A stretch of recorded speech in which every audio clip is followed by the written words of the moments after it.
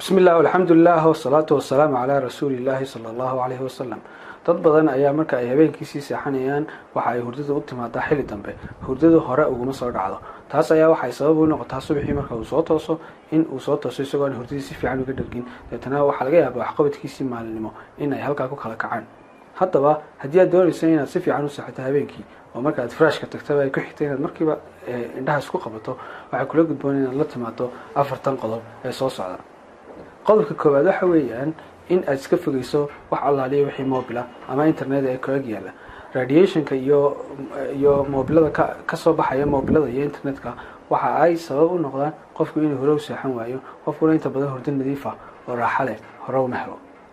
arrinta labaad ee la gudboon waxa weeyaan in uu iska fogeeyo wax kasta oo iftiina waa in tusaale ahaan hadduu doonayo inuu hore u seexdo leerka iska baktiya deetana maskaxda waxaa la siinayaa alert amaba signal iyo fariin ah waxay gaadhay xilligaad seexanaysay. sidaas lamid ah marka aad furaashkaaga tagto ha isku dayin inaad isticmaasho mobilkaaga inaad isticmaasho oo aad daawato waayo weli waxa ay maskaxda u qaadanaysaa in ay tahay iftiin iyo inaad soo jeedo marka mobilkana iska fogey.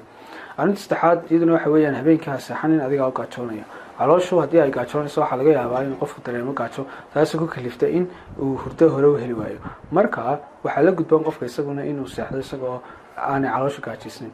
arrinta afraad iyaduna waxa weeyaan inaad la timaado relaxation techniques amaba maye waxaa loo yaqaano hababka nafisnimada. waxaa laga yaabaa qofku maalin hore inuu soo shaqeynayay inuu beritole ka warwarsanyayo wuxuu doonayo inuu sameeyo marka waxaa la gudboon inuu la nimaado hababka nafisnimada. hababka nafisnimada waxa weeyaan inuu qofku sameeyo meditation waxa la dhahaa. meditationku waxa weeyaan intuu qofku indhaha isku qabto maskaxdana faaruqiyo inuu hawo sii qaato oo uu soo qaato tusaale ahaan saas oo kale wuxuu samayn karaa ilaa 5 daqiiqo deetana waxa uu dareemayaa inuu nafis ku jiro deetana waxa uu seexanayaa hurdo degdeg. afarta arrimood aan soo sheegay waxa laga yaabaa inay noqoto 4 arrimood oo markiiba ku seexin kara. haddaba haddii aad aaminsan tahay afarta arrimood inay yihiin afar ku saacidaya oo dadka anfacaya waxaad subscribe garaysaa channelkaygan sidoo kale waxaad like garaysaa muuqaalkan haddii aad aaminsan tahay inuu yahay mid ku anfacay. haddii aad doonayso muuqaallo xiiso leh oo kuwan iyo qaar la mid ah la socoto oo aad ka faa'iido macluumaad badanna waxaad subscribe garaysaa halkan hoose.